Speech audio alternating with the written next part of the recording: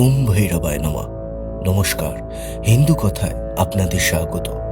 আমি জানি শনিবার মানেই আপনারা শনিদেবের মহিমা বা সাড়ে সাতির প্রতিকার খোঁজেন, কিন্তু আজ আমরা সেই গতানুগতিক পথের বাইরে গিয়ে এমন কিছু নিয়ে কথা বলবো যা শুনলে আপনার গায়ের লোম খাড়া হয়ে যাবে।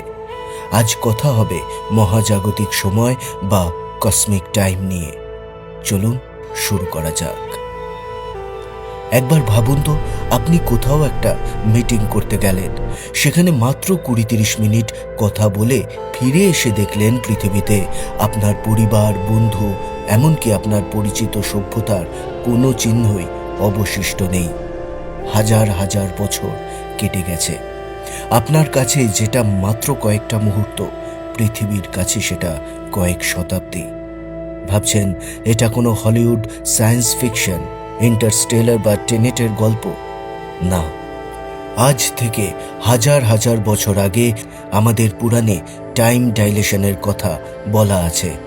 আজ হিন্দু কথায় আমরা জানব মহাকালের সেই রহস্যময় কালো চক্রের কথা, যা আধুনিক বিজ্ঞানকে আজও চ্যালেঞ্জ জানায়। এই গল্পের নায়ক হলেন রাজা রৈবত ককুদমি। তিনি ছিলেন সূর্যবংশীয় রাজা এবং কুশস্থলী বা আজকের দ্বারকার শাসক। তিনি ছিলেন অসীম শক্তিশালী এবং ন্যায়পরায়ণ, কিন্তু তাঁর একটা বড় দুশ্চিন্তা ছিল। তার একমাত্র কন্যা রেবতী। রেবতী এতটাই গুণবতী এবং অলৌকিক লাবণ্যের অধিকারী ছিলেন যে রাজা মনে করতেন এই মর্তলোকে তাঁর মেয়ের যোগ্য কোনো পাত্র নেই। উপায় না দেখে তিনি যোগ বলে নিজের স্থূল শরীর নিয়েই সরাসরি পৌঁছে গেলেন ব্রহ্মলোকে, স্বয়ং ব্রহ্মার পরামর্শ নিতে। তিনি চেয়েছিলেন সৃষ্টিকর্তা স্বয়ং তার জামাই নির্বাচন করে দিন। রাজা যখন ব্রহ্মলোকে পৌঁছলেন তখন সেখানে এক অপার্থিব সঙ্গীতের অনুষ্ঠান চলছিল। রাজা বিমূঢ় হয়ে কিছুক্ষণ সেই সুর উপভোগ করলেন এবং অনুষ্ঠানের শেষে ব্রহ্মার চরণে প্রণাম জানিয়ে নিজের মনের কথা বললেন। ব্রহ্মা তখন এক রহস্যময় হাসি হাসলেন।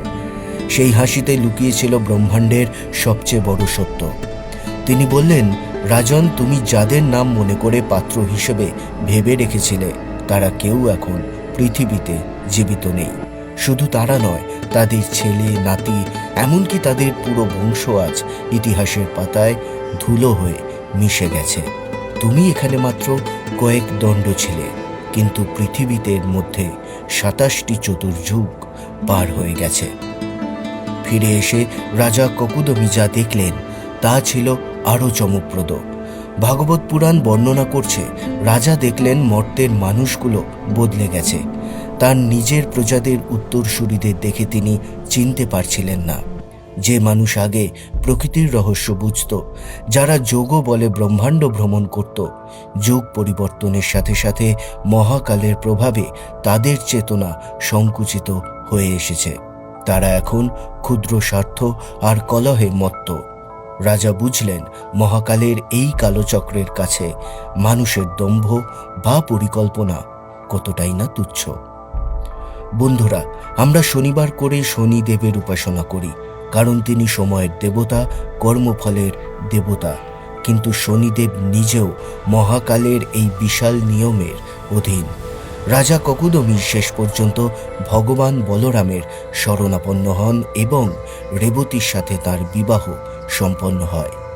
এই কাহিনী আমাদের শেখায় যে সময় বা কাল কোনো লিনিয়ার রেখা নয়, এটি একটি চক্র।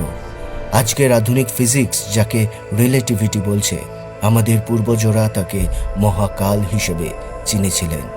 আপনি আজকের দিনে দাঁড়িয়ে যতই সফল হন না কেন, মনে রাখবেন সময়ের একটি পলক পুরো পৃথিবীকে বদলে দেওয়ার ক্ষমতা রাখে। আজকের এই ভিডিওটি আপনাদের কেমন লাগলো? আমাদের শাস্ত্রের এই বিজ্ঞান কি আপনাদের অবাক করে? কমেন্টে অবশ্যই জানান। আর হিন্দু কথার সাথে যুক্ত থাকতে সাবস্ক্রাইব করুন। সুস্থ থাকুন, সময়ের মর্যাদা দিন। ওম ভৈরবায় নমঃ।